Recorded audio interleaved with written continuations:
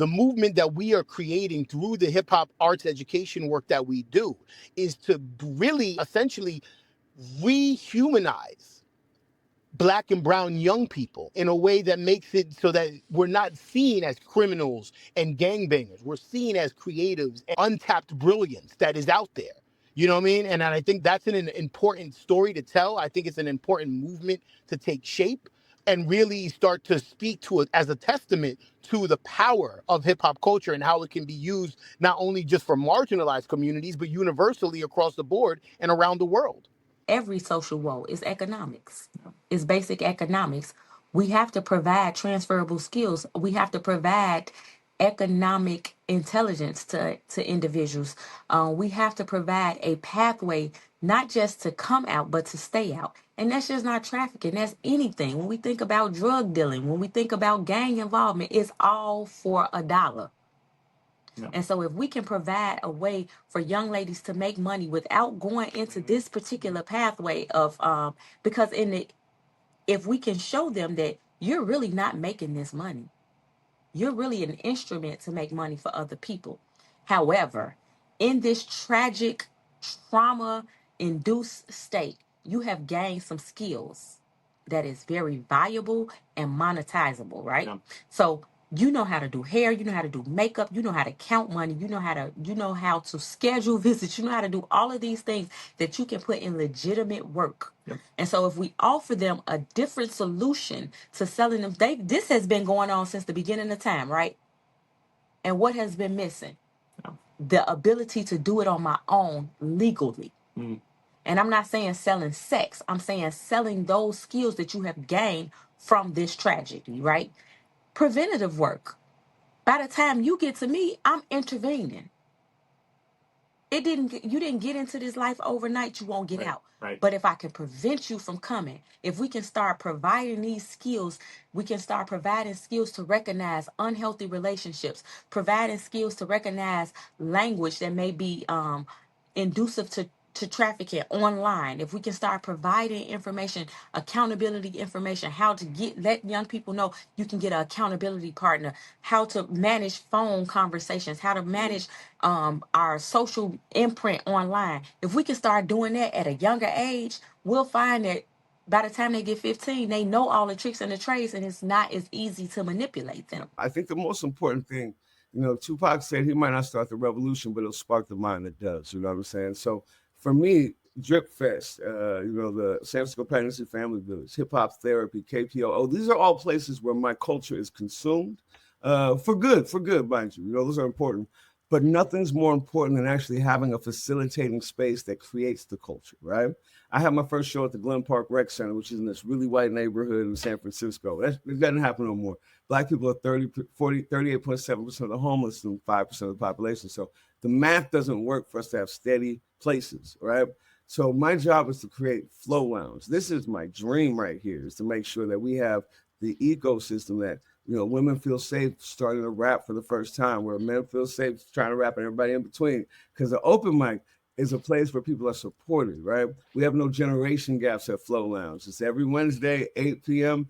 DJ Lex from Hieroglyphics starts rocking, throwing instrumentals down. We got Do That, mental health, mindfulness practitioner in hip hop. He's done hip hop, work with a lot of hip hop therapy stuff. He does the MCing. We got Frank Stickles as another MC. I rock too every Wednesday. It's a tiring day for me. But yeah, everybody gets to open the mic, grab it, say what they need to. We have the rap writing contest at 10. If you follow us on Instagram, Hip Hop for the Future, you'll get the topic and the beats. And people have all week, maybe all month, to write your 216s. The crowd picks the winner by QR code. So it's all up to the hip hop guys, as we say. And we've had people who've never rapped before win our contest, because it's not about skill or being hard. That's the imagery that you get when you watch hip hop through white media. It's not about that. Hip hop is the same reason why it's good for mental health. It's the same reason that a winner can win, because it's about what you put on the table. It's about vulnerability and openness and trying. It's about trying to be in community. And that gets celebrated more than somebody grabbing their genitalia and slouching and thinking I'm better than you. Why do we have these depictions of Black culture so often? We could write a dissertation on that. But Flow Lounge, this is the healing spot that creates the next voices and griots. And without that, Black people don't have efficacy over our information.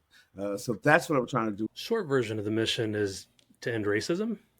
A little bit longer version is we use music to build respect across cultures. So we say open your mind through music, but everything is grounded in the belief, basically in the knowledge that a big chunk of racism and division in the world comes from just lack of exposure or choosing to get exposed to people that just don't look like you, don't come from the same backgrounds, don't have the same life experiences. So the way we combat racism is to make those opportunities available to people, hopefully make them super awesome for people, and bring people together to meet each other at events like these and just broaden the worldview. What do we mean by resilience? I guess it's most easily described as bouncing back, getting back to that place, getting up again when we're knocked down. But in fact, it's a little bit greater than that, because wildly enough, trauma comes with a gift.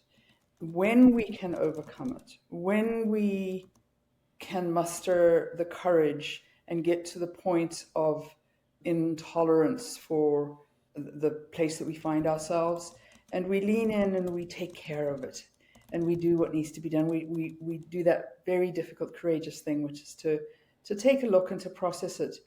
What we get is not really just a resilience, meaning a bouncing back to where we were before. We actually get the extra benefit of the insight and the wisdom and the empathy that trauma actually gave us. It's a harsh thing to tell someone that their trauma was a gift to them, because as long as it's unresolved, it's not a gift at all.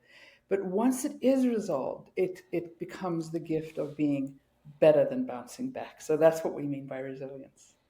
There's so much waste in the system right now that if we're just like, oh, what if imagine if we had a world where we took away all influencers that are like trying to scare people, and then they end up making them buy these crazy supplements or just go on these crazy plans or don't trust the doctor.